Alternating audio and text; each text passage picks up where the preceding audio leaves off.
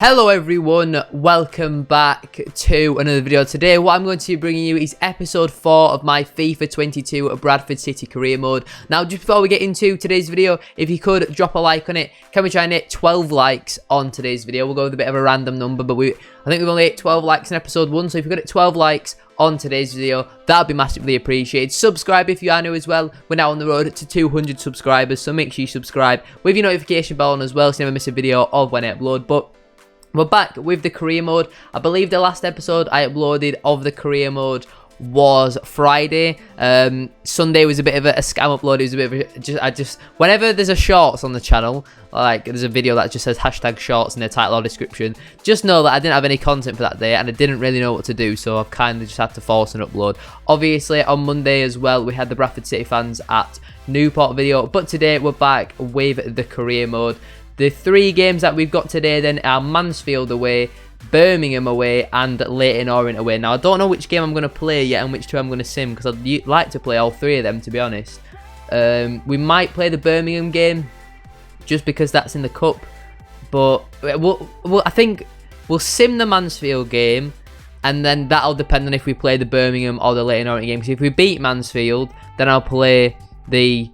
well, I mean, I say this, we've done better when we've simulated the games rather than actually played the games. But if we beat Mansfield, I'll play Birmingham. If we don't beat Mansfield, then I'll play Leyton Orient. So, make sure you drop a like on today's video. Subscribe if you are new as well. And I shall see you all in a second once I have picked my team for this game against Mansfield. Also, my RB button is completely messed up now. It doesn't work at all. So there won't be any finesse shots in today's video. Right then, we have gone with 3 changes for this game from the usual team. Obviously, Canavan's back from his suspension. I've brought Folds in for Rijkaard because Rijkaard's a little bit tired. Sutton has come in for Songo, who's a bit tired, and also Gilead has come in for Vernon, who is a little bit tired. On the bench, we've got Angle, Evans, and Scales all come in. As you can see, Vernon's only at 88. We've got to get him in a few days' time. Rijkaard's only at 97, but I'd like him to play against Birmingham, and then Songo's at 87, so I feel like I had to bring him out. We've also brought Robinson in for Andy Cook, just because why not? Change it up a bit, see what he can do. As I said though, we are going to simulate this game against Mansfield. They're playing a 4-1-2-2 narrow, looking like a decent side. Let's simulate this match against Mansfield, see how we get on, and fingers crossed we can pick up another 3 points. It's a bit controversial dropping Andy Cook for Robinson, but you know what I mean, Robinson's been in some decent form recently, so why not give him the chance? Let's get into it. It will be Theo Robinson to get us underway then. Fingers crossed we can pick up another 3 points. I don't know what tactics Mansfield have on, but if you look at their players, they're all absolutely knackered. In particular, their fullbacks. That's another good save from Richard O'Donnell. But their fullbacks are absolutely knackered. We don't look tired at all, and pretty much all their players are in the yellow-orange sort of stamina bar, and we're only in the 40th minute. But they've absolutely dominated the ball, and they come forward, and that's a fully deserved goal. It's Danny Johnson with the goal, and we fall behind. I mean, maybe their press is working. It's clearly paid off because we've offered absolutely nothing. And Mansfield take the lead. That is not what we wanted to see. Can we get it back at them straight away? Ball comes through. Theo Robinson. That's a good save from the keeper. That's the first real opening we've had. It's not been taken. And the corner doesn't come to anything either. I presume that should get us just about till half time. Really, really poor. Not impressed with how we played in that first half at all. What is the tactics on? See, I forgot to change the tactics. We'll go constant pressure. We'll go a bit wider. We'll go much higher as well. We'll get them on fast build-up with forward runs. We'll get them to commit a lot more plays into the box. More corners, more on free kicks as well. Any changes at the break? I don't think any are really necessary. We probably will end up going to a 2 up front if we've not scored by the 60th minute. Let's get in to the second half. It'll be Mansfield to get us underway for the second half. Fingers crossed that they tire a bit more and we can get back into the game. Howdy on the ball. Robinson plays it through. Right, Elliot Watt needs to come off for that. Elliot Watt's had an absolute stinker in this game. I know we've got a lot of tired players. We don't really have a centre mid on the bench though. Right, we're going to go to 2 up front though. Either way, we'll probably go to a 4-4-2 flat, I think. That's probably what the best thing to do is. Sutton can't really play there, but we'll get Andy Cook on. We'll get Easter off for Evans as well. And one more change. Well, we'll get Angle on for Robinson. Robinson's not really done anything. 3 changes made. They'll come on the pitch hopefully soon. It has not been a great day at the office for us at all. And don't forget, we're currently undefeated. We've won every game in the simulated section rather than actually playing the games. Obviously, we do 2-2. in the last episode with Oldham as Mansfield come forward once again. I'd even take a point, to be honest with you. Callum Cook threads it through. Lee Angle strikes, and Lee Angle finds the back of the net. He's come off the bench. He's a man on a mission, and he's got us back in this game with 13 minutes left on the clock. Lee Angle levels things up. Their players are absolutely knackered. Look at number 3. He's literally going to drop dead in a minute. But with 10 minutes to go, we're back in the game. Lee Angle with the goal. Can we go on and get a winner now? Not long left to go now as we approach added time. 2 minutes added on. Think it probably is going to end in a point, which I think I'll take, to be honest. I mean, it's not over yet. Mansfield come forward, and Mansfield win it in the last minute. Oh my god, we've absolutely thrown it away. Danny Johnson brace, and literally the last kick of the game, Mansfield win it. Oh my god, that is not the start we wanted to this episode at all. We didn't really offer much. Mansfield, they pressed us hard, and they fully deserved that. Right, well, we've lost to Mansfield, so I'm going to have to play that game against Leyton Orient. Meaning we'll simulate the game against Birmingham, and we've got a few days rest, and then we're into it. We'll probably lose to Birmingham, let's be honest, so we'll probably rotate. I'll see you all in a second once I've picked the team. Here is the team then that I am going for this game against Birmingham. Some of the first team players in there, some of the fringe players in there. I'm giving a debut to Charlie Wood as well. I think this is the first time he's played under me, so he's got an opportunity to try and impress. I was debating whether to go with Keelan Lavery up front, but instead I have gone with Roberts. We will get Lavery on the bench, as you can tell by some of our players who are absolutely shattered and don't really stand much chance of even making the bench. Like Threlkeld, Canavan, Folds, Watt, they all look absolutely shattered. We'll get Lee Angle. I think, no, to be fair, it's only right we start Lee Angle, right? Like, he scored in the last game. It was only fair. We'll get Robinson out of the team completely for Roberts. And that's the team that we're going to go with. As you can see, a lot of changes made in certain positions. This is kind of just a free hit. I mean, they've gone full strength, to be honest. Probably not going to end well, but let's see how many goals we can try not to concede. Here we have it then. It will be Lee Angle to get us underway. As I just stated, I don't expect anything out of this, so if we can maybe keep it down by less than... If they beat us by anything more than 3 goals, I think I'll be slightly disappointed. But, I mean, look at how fast they've come out of the blocks here. They really, really want to win this game. And they're on the attack now in our penalty area. Number 6 on the ball into 7, who strikes. And Chong scores. Didn't take long, did it? Not even 8 minutes on the clock. And Birmingham take the lead. Is it Faith? Something like that. Chong, the man on loan from Manchester United, I do believe, puts the Blues ahead. And it's not the ideal start. Not the start we were looking for at all. They're in again here. Good save from Hornby. Birmingham come forward again. 44 into 10. Surely that's offside. Linesman says no. Birmingham double their lead. And the veteran Lucas Jutkovic, I believe that's how you pronounce it, doubles the Blues lead. And I think that's pretty much game over now. I mean, we knew it was game over from the minute we kicked off, but I think that's probably the nail in our coffin. Not long to go now until half time. We're trying to create something. I mean, we've got into their half quite a number of times. We don't really know what to do with the ball, and when we get into situations like these, like I say there, Evans giving the ball away. We've just been really poor, to be honest. We'll just get into the second half. As I said, it's a bit of a free hit. This game doesn't really matter. I don't expect us to beat teams like Birmingham. If we can maybe get a goal, that'd be pretty nice. Send the fans home happy and all that, if we do manage to score. But we've got 40 minutes or so to try and get back into this game. The angle on the ball. What can he do with it? He shoots from distance. He probably should have played that through to Gareth Evans, who are in a bit of space. Troy Deeney's on the pitch now for Birmingham. Alright, that'll give Reece Staunton. I'm sure Reece Staunton's absolutely loving that. I'm sure that'll be a nice, fair, physical battle. But Lee Angle, he's got 2 in 2. He's on the score sheet, and with half an hour to go, could the comeback potentially be on? It's Lee Angle with a very nice finish. Right, let's make some substitutions. Think it's about time that we do that. I mean, we might as well go more attacking. We have an opportunity to actually get back into this game now. So I think we'll go to the 4-3-1-2, which is going to completely change up the whole entire game plan, to be honest. Apparently Sutton and Songo can't play as central midfielders though, which isn't ideal. So maybe we'll go to a 4-3-3 defend. See how that works out. We shall get on... we'll get Suki Nienik on. Probably not how you pronounce his name, but... Who else can we get on? We get Scales on maybe for Charles Vernon. Scales can't really play there, to be honest. You know what? It doesn't really matter. It's the AFL Cup. They're the changes that we'll make. Let's see with the About 25 minutes to go if we can get back into the game. Sutton on the ball. He works it to Charles Vernam. And oh my god, the comeback's complete. This really was not meant to happen. I've just brought on 3 random players because I thought the game was done. But from 2-0 down to now 2-2, we're back in the game against Birmingham. What a comeback this is. If we can get another now and nick a winner, that'll be absolutely incredible. We've just got to be able to defend now, which, what a save that is from Sam Hornby. Corner ball for Birmingham. Number 7 with the ball in.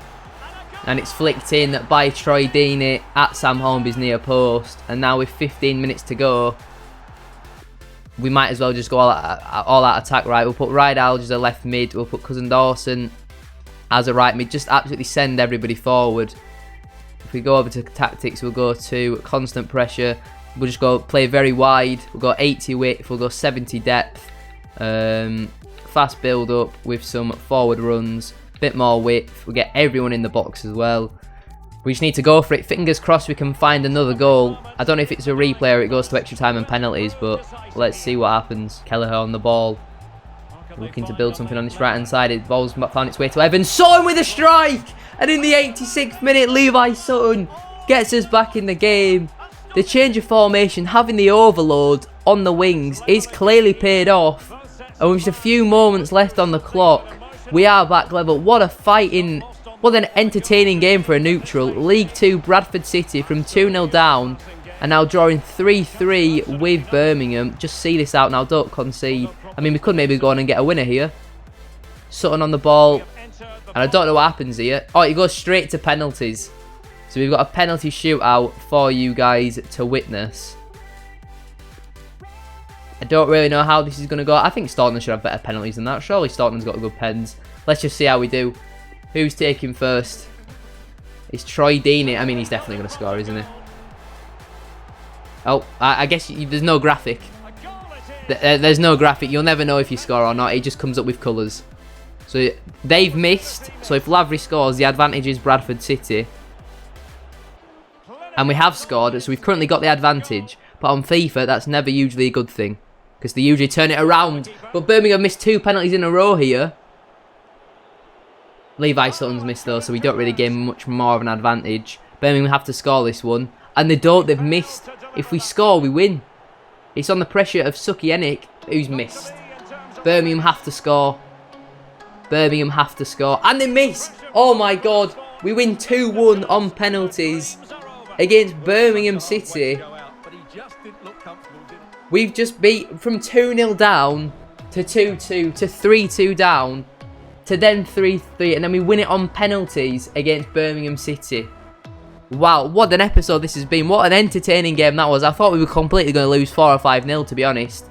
Imagine if we'd have played the first team. We would have absolutely wiped the floor with Birmingham.